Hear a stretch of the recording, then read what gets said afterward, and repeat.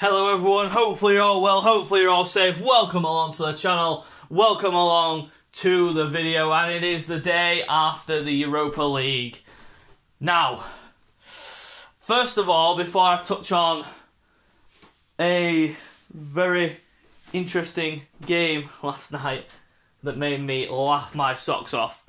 First of all, I've got to talk about Arsenal, and well, for me, this is my, obviously, you know, this is the reaction and player ratings for Arsenal's 1-0 defeat to Olympiakos at home in the Europa League, and we won 3-2 on aggregate. It was a abysmal performance. It was horrendous. It was pathetic.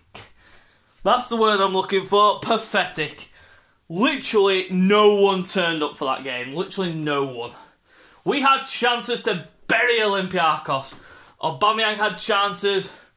We had chance with Odegaard, Pepe. Couldn't name loads of chances, but it just wasn't our night, was it? And as Arsenal fans, we were like, oh, for fuck's sake, here we go. When they went 1-0 up, I thought, oh no, not again. They can't do it, surely. But we held out. It ended 1-0. Well, that was the only thing, other than one Stoke City ball over the top that caught us napping. They're the only things that Olympiakos really had in terms of a direct threat to us. We dominated that game, but we just couldn't take advantage. We didn't do what we did against Spurs and totally dictate the midfield because we had El Neni and Xhaka in there. And you see the difference when Thomas Partey is not there. It is literally astonishing, the difference when Xhaka and El Neni play together, and that when Xhaka and Thomas, or Thomas and El Neni play together, the difference when Thomas Partey's in there, he brings steel, he brings determination, he brings a different feel to the midfield. But what more can I say other than the fact that that performance was the worst I have seen for quite a while. Probably the worst since when we lost 3-0 to Aston Villa. But that's a different story. But hey ho, we're through anyway. But on to a more lighter.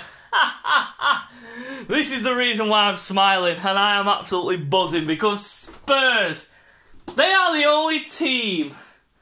You thought they were 2-0 up from the first leg, and you're thinking walkover. Harry Kane to score, probably Bale to score, but no. They threw away a 2-0 lead. And they lost the game 3-0 on the night and 3-2 on aggregate after extra time. Oh my god. Banter FC is back again. Bottle Jobs FC, everything. Spurs are literally getting roasted. Jose Mourinho. Whoever, any Arsenal fan out there that still wanted Jose Mourinho, get in your box because he is past it. He is a dinosaur. His tactics are shit. They went into that game probably thinking, cakewalk, cakewalk. We're going to walk all over these wankers. We're going to walk all over them. But no, they let slip a 2-0 lead. I can't stop laughing. It is literally hilarious. My God. I put the game on in the last 5 minutes or so in extra time because I was like, it's 3-0. Like, Dinamo Zagreb could actually do this. And then Harry Kane had that sitter. I saw that. I didn't see that when I was watching it live, but when I caught the replay of the miss, I was like, how did that goalkeeper get across and save it? I mean, how am I going to tell someone, how in the blue hell did he scramble back across and palm that ball away when Harry Kane had the entire net to aim at? Literally, it was mental. Spurs are out, United are through, the draw is today. Let's see who we get. Let's see who we get, and I will be doing a video later on with my reaction to the draw to see who we get. But we shall wait and see. Now let's get into the player ratings for last night. Starting in goal, Bernd Leno. I thought he should have been rested for that. I thought Matty Ryan should have been given a shot, but of course Leno's #1, so it's inevitable that he was going to start. But For me, he didn't really have much to do. Made that save in the first half, which was crucial. If they'd have scored that and the second goal, that would have really given us the heebie-jeebies. Because that would have put Olympiakos within 1 goal of eliminating us. So, it was a good save. And I can't give him no more than a 5. Really, bog standard performance. Didn't really have much to do. On the right, Hector Bellerin. This is exactly why he should not have started. Dog shit. Getting knocked off the ball easy. Hardly went forward. Played backwards. And it's his birthday today, so happy birthday, Hector. But not a good performance. I'd give Bellerin a 5. Standard 5. Actually, no. I'm going to revert that. I'm going to give him a 4. In the middle, I'm going to first start with David Luiz. He was solid enough. A few shaky moments. There was one where he let the ball run for his feet and he pirouetted round and booted the ball out. But other than that, didn't really have much to do, so I'll give him a 5. Standard 5. Gabriel, exactly the same. Standard 5. Didn't really have a lot to do. Didn't really looked a bit shaky as well, but other than that, standard 5. Kieran Tierney, not one of his best performances, but I can understand. He was absolutely knackered in the second half. Didn't look his old self. Few here moments, but it wasn't the best of performances. But I give him a 6 because it was he offered more going forward than Hector. In the middle, starting off with Mohamed Elneny. Now you see, this is exactly why Thomas Partey is the mainstay in midfield. Elneny is a squad player. He's a good player, don't get me wrong. Energy levels are there to see. But some of his decision making is a bit off for me. And that is exactly why I'm going to give him a 5. Granit Xhaka, you see the difference when he's next to Thomas Partey. You see a different Granit Xhaka. Every time you see a completely different player when Thomas Partey is next to you. So Granit Xhaka, I'll give him a 5.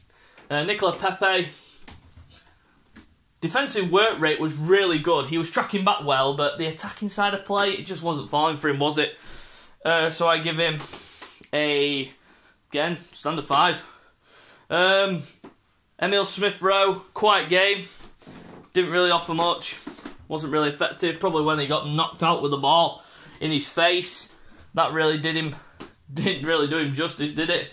So again, standard 5. On the left, who's that left winger?